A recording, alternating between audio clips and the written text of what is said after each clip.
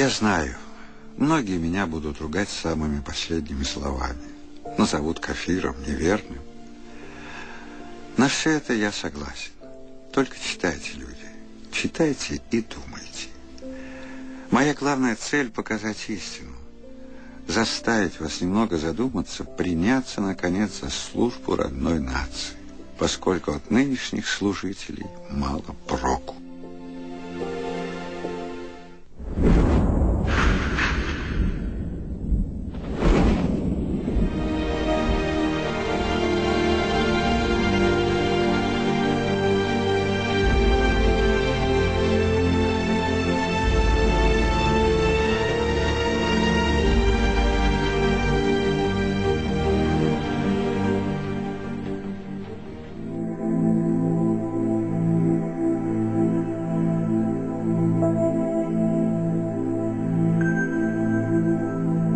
Размотав пыльный клубок дорог и, наконец, оказавшись в Стамбуле, я как-то подошел к карте и долго, близоруко щурясь, искал на ней голубую ленту Камы, чтобы потом хотя бы приблизительно очертить то место, где находится моя родная деревня. Откуда я когда-то вышел, чтобы больше уже никогда не вернуться.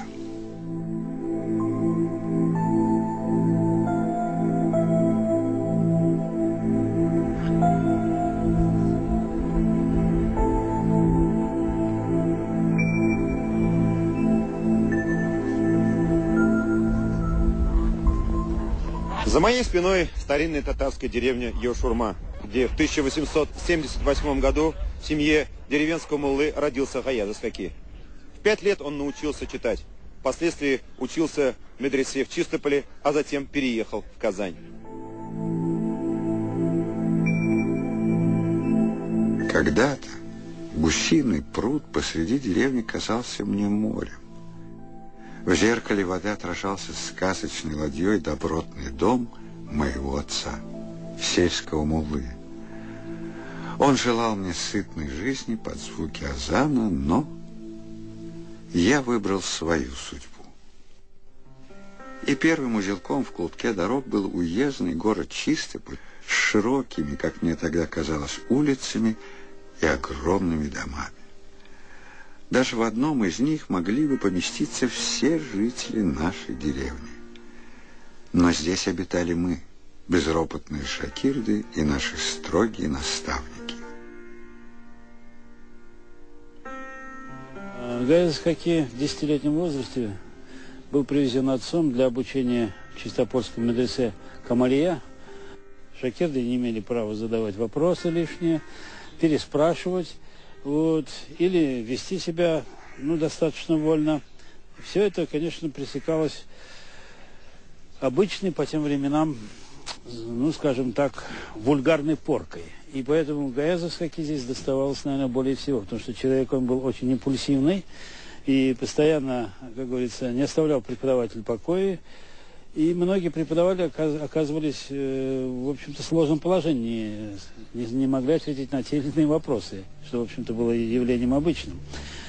Поэтому вообще время пребывания в Чистопольском медресе для Гаяза Искаки не было особо радостным событием. И когда он переехал в Казань, он поступил уже новометодное, где, как говорится, и обучение, и установки были совершенно иные.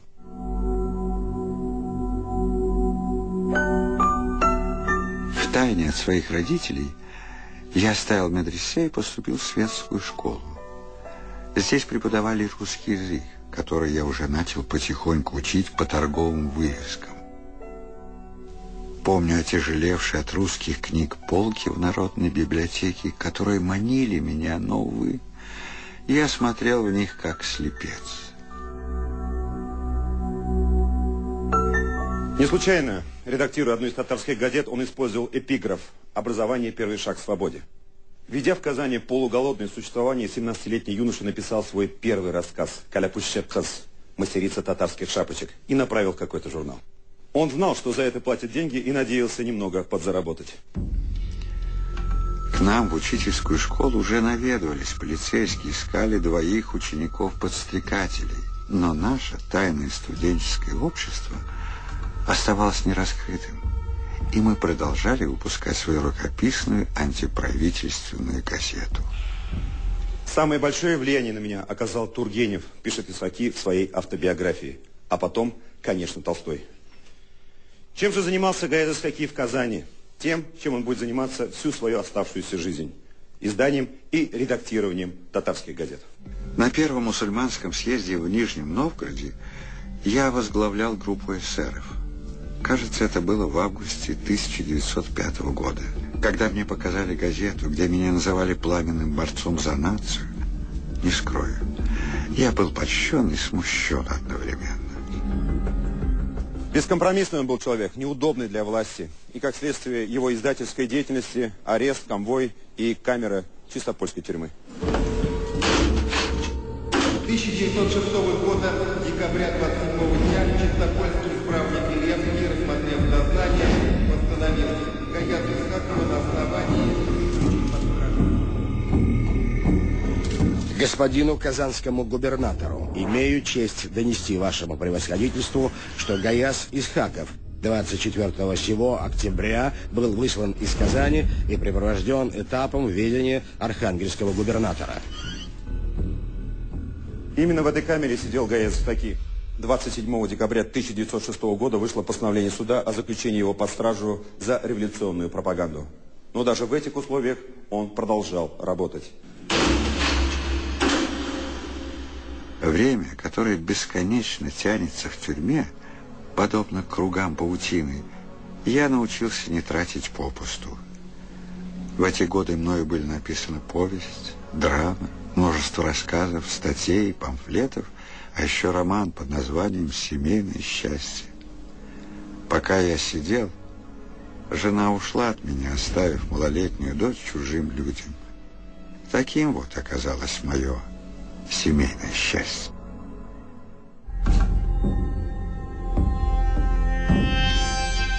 В те годы через царские тюрьмы прошло много хорошего народа. Некоторые из них впоследствии стали известными людьми. Так, ссылку в Архангельской губернии я отбывал вместе с Юзефом Пилсудским, будущим начальником Польши.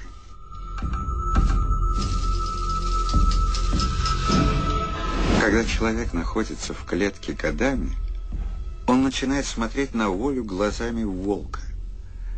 Вскоре я совершил побег и окольными путями с сурового края поморов перебрался сначала в Санкт-Петербург, а затем в белую от солнца Турцию. Меня здесь сразу же прозвали неугомонным татарином. Я был ненасытен, публиковался в местной прессе, занимался литературным творчеством, участвовал в мероприятиях, проводимых татарской диаспорой, где критиковал турок так же, как и татар в свое время за отсталость и нежелание следовать за прогрессом. Разочарованный, я засобирался домой, в Россию, где меня ждали и любили друзья и близкие по духу люди. Карим Тинчурин, Галиаскар Камал, группа «Саяр», татарские писатели и поэты. Но встреча с земляками была коротка. Всего через год после нелегального приезда в Петербург меня выследили. На долгие годы моей второй родиной стала чужбина. Схожие чувства испытывали в те годы многие писатели из России. Великий буревестник революции сидел в уютном гнездышке на острове Капри и грезил о полете. Мы переписывались долго. Уважаемый товарищ Гаяз Исхаков, очерк, присланный вами, показался мне вполне отвечающим той цели, которая имелась в виду, чтобы ознакомить культурное русское общество с современной литературой татар. Горький даже намеревался поставить на русской сцене мою пьесу «Брачный договор», но не судьба.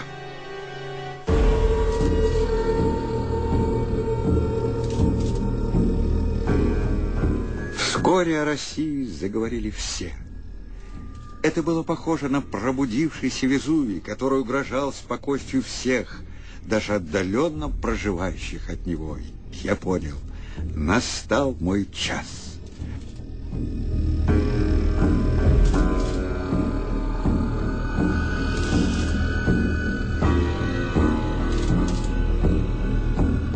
Обычно сонная Россия напоминала раскаленное сопло кратера. Одно событие сменяло другое. Всероссийский мусульманский съезд постановил, что Россия должна стать федеративно-демократической республикой. Полным ходом шла подготовка к провозглашению штата под названием Идель-Урал на территории бывших Казанской, Уфимской и Оренбургской губерний. Я тогда возглавил департамент национальных дел. И вдруг кратер, еще раз плюнув лавой, затих. Последовали аресты. Затем большевики разоружили мусульманские полки, конфисковали типографии и закрыли наши газеты. Это был конец.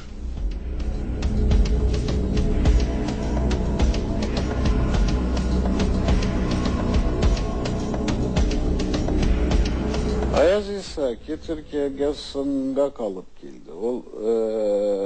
Ayaz İshaki başta 1918 yılda Ufa'daki. В Турцию Гаяз Исхаки приехал позже. Вначале он в 1918 году, после распада татаро-турецкого собрания в Уфе, отправляется в Китай. Через Китай они с Садри Максуди, минуя Финляндию, уезжают в Париж.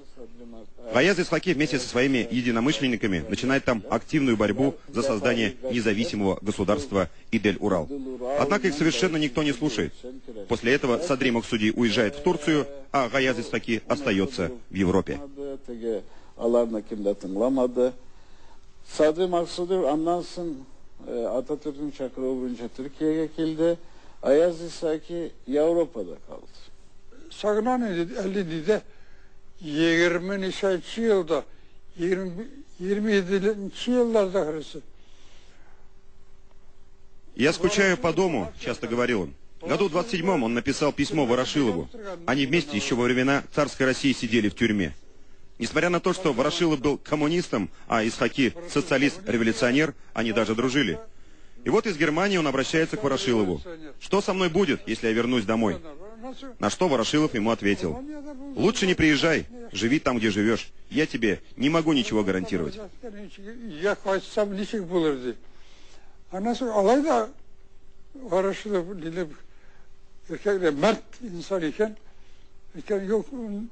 Bunda kayıtmasa yakışırsın, bunlar yerinde dur. Biraz garantileri almayayım bundaki vaziyette. Garanti vermeyeyim diye. Впервые скандально известная книга Гаяза Исхаки «Идель-Урал» была издана в 1933 году на татарском языке в Берлине. В том же году на русском и французском языках она вышла в Париже, а затем в Токио, Варшаве и Лондоне. И только в начале 90-х годов в виде вот такой вот недорогой брошюры, напечатанной на плохой газетной бумаге, она вышла в родной Казани. Уверен, в НКВД на меня давно уже заведена пухлая папка. Мне было о чем беспокоиться. В Советском Союзе оставалась моя дочь Сагадат. В 1923 году под предлогом выезда на учебу я ее вывез поначалу в Берлин, потом в Стамбул. Жили мы тогда бедно, на одну стипендию дочери. Я посылал свои пьесы в Казань в надежде, что их поставят и вышлют мне хотя бы какой-нибудь гонорар. Потом был Харбин и переезд в Токио, но нигде я не сидел сложа руки, издавал газеты, агитировал. Liderlerdi gene biz Rusya'dan kaçkan Müslüman, Türkiye liderler. Многие мусульманские лидеры, уехав из России, обосновались в Польше и Германии. Там они печатаются. Гаяз Исхаки издает свой новый журнал «Яна Милли Юл», «Новый национальный путь». Этот журнал выходит с 1928 по 1939 годы, практически до начала войны. В эти же годы Гаяз Исхаки отправляется на Дальний Восток. Ayaz İshaki bir vakitte şu 35. yıllarda Irak'ın çıkışka vardı. Bir ara 35. yıllarda Irak'ın çıkışka gitti, yani bugünkü Japonya. В 1935 году он уезжает на Дальний Восток, вначале в Японию, а потом в Китай. Он побывал в Маньчжурии, в таких городах, как Хайлар, Харбин, Мукден. Его везде встречают с большими почестями. И там он продолжает пропагандировать идеи Идель-Урала. İdil-Ural hareketin başlattı. Birinci uçuruşumuz Aziz Haki bilen 1934 yılının oktyabr ayında bulgan idi. Bu merhum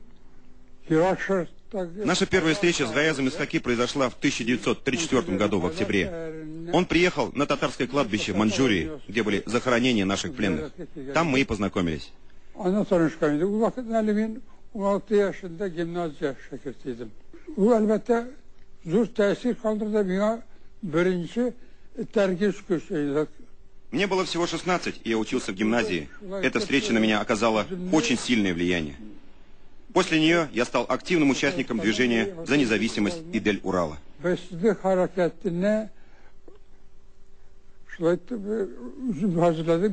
После того, как Гаяз Исхаки 2 недели пробыл в городе Хайлар, он снова возвратился в Мукден. Там была наша столица.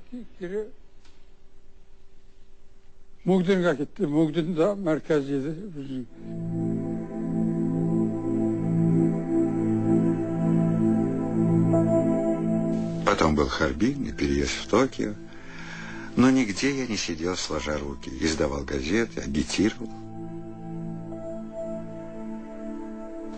Tabii şu sebeple de Japonya'da, Tokyo'da İmam Kurban Ali bilen Ayaz İshaki'nin araları bozuldu. Hem Japonya'daki Tatarlar В Японии, в Токио, отношения между имамом Курбангали и Гаязом Исхаки были испорчены.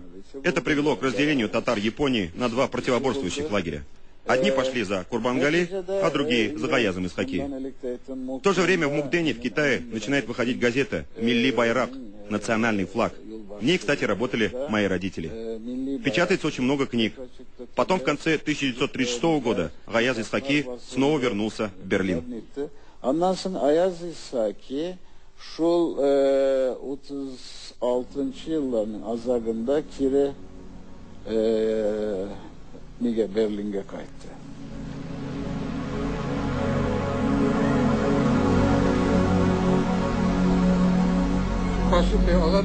Аля Кыш стал моим верным соратником с конца 30-х годов.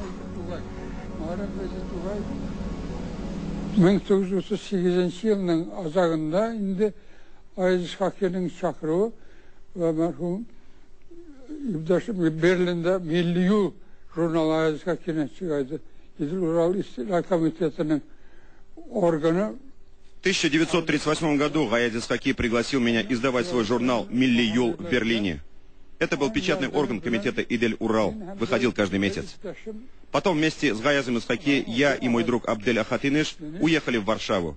Это было в июле 1938 года.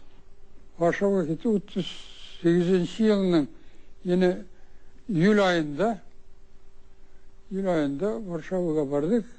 Война погнала несчастных татарских иммигрантов обратно на восток, и те с опаской, огибая границу своей бывшей родины, устремлялись еще дальше на юг, в большинстве своем выбирая на жительство Турцию.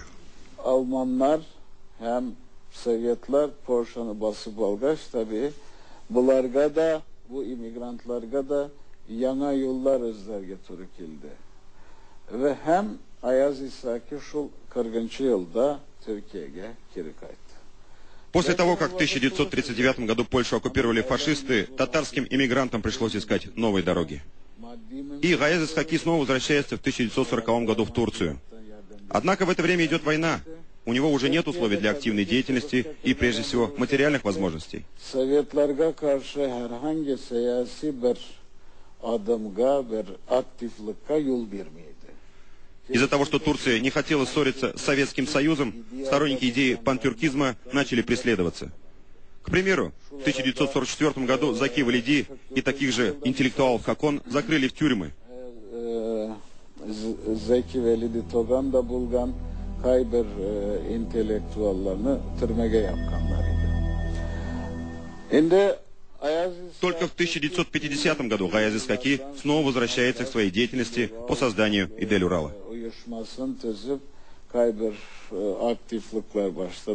У него была цель дойти до сердца татарского народа, то есть донести свои идеи до татарского народа, потому что он служил своей нации в первую очередь, где бы он ни жил, в какой бы стране он ни оставался. В Турции в то время, да и по сей день, и сегодня, еще больше интересуются, конечно, своим прошлым своей страны. В одном из своих писем к своей дочери он так и пишет: если ты приедешь ко мне в Стамбул, пожалуйста, привези с собой свою подушку. То есть отсюда мы можем сделать вывод, что у писателя жизненные условия, материальные условия были полунищенскими. Он почти полунищенски существовал. У него не было даже, кроме своей подушки, чтобы предложить гостю, который к нему приедет.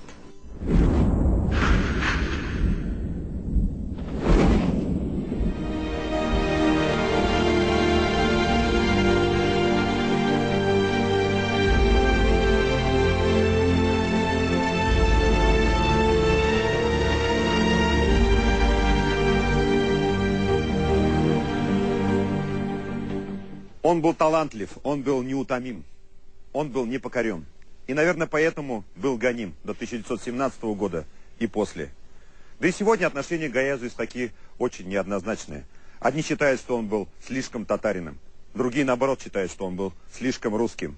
Но одно несомненно: Гаяз Исхаки является частью нашей великой культуры, истории, нашего наследия.